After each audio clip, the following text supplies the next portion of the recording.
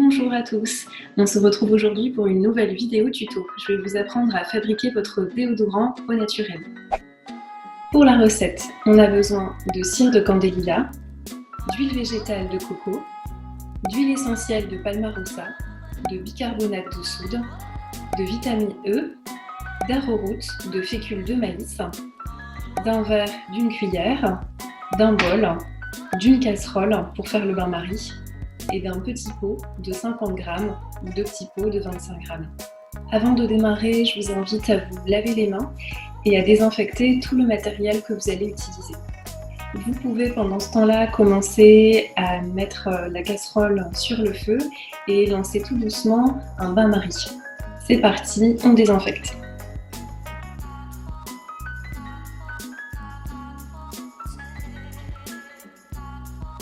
Je vous invite à regarder de plus près cette cire, qui est une cire donc végétale et qui permet d'avoir la texture qu'on va rechercher ici, ça va être un baume.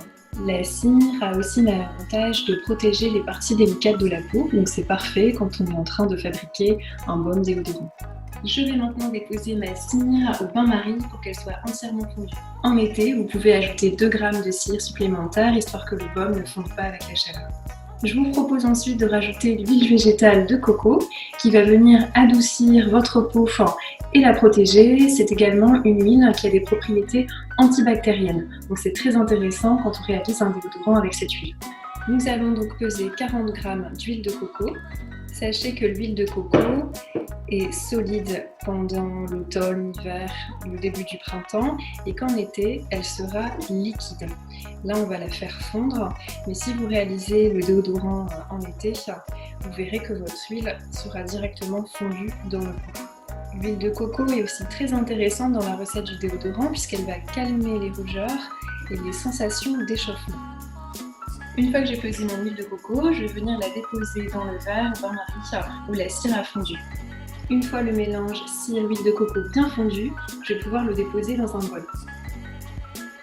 Je viens ensuite ajouter le bicarbonate de soude et je mélange. Le bicarbonate de soude, c'est un très bon antibactérien, donc c'est vraiment l'idéal quand on l'ajoute dans la recette d'un déodorant.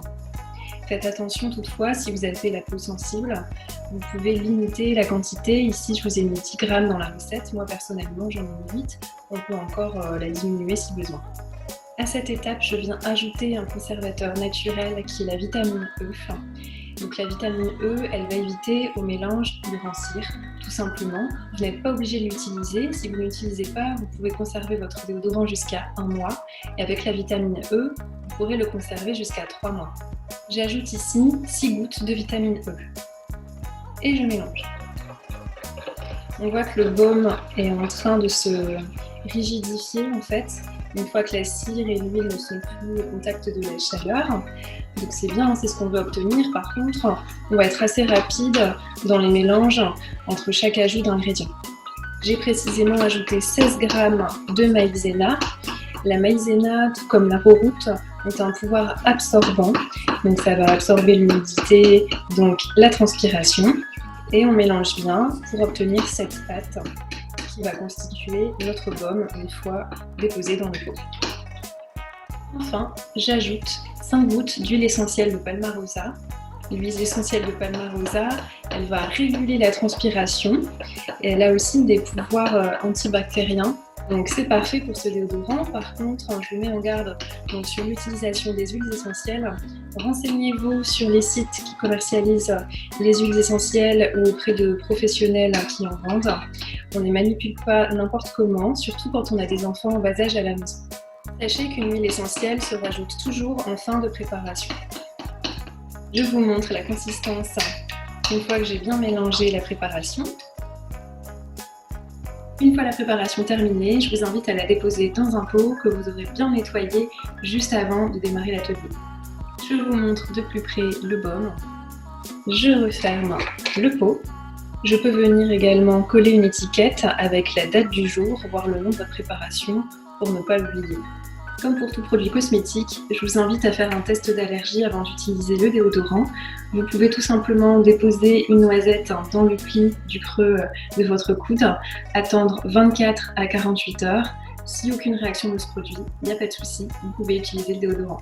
Ce dernier se conserve 3 mois si vous avez mis de la vitamine E, je vous le rappelle, et sinon vous pouvez le garder 1 mois sans vitamine E, de préférence au frais, pas forcément au frigo, mais plutôt dans une pièce assez fraîche.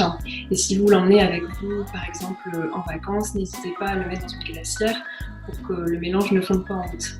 Cette vidéo tuto est maintenant terminée, je vous remercie de l'avoir suivie, j'espère qu'elle vous a été utile. Pour ma part, je vous dis à bientôt, restez connectés sur les réseaux sociaux pour avoir toutes les infos sur les ateliers en live, d'autres dates sont à venir prochainement. À bientôt.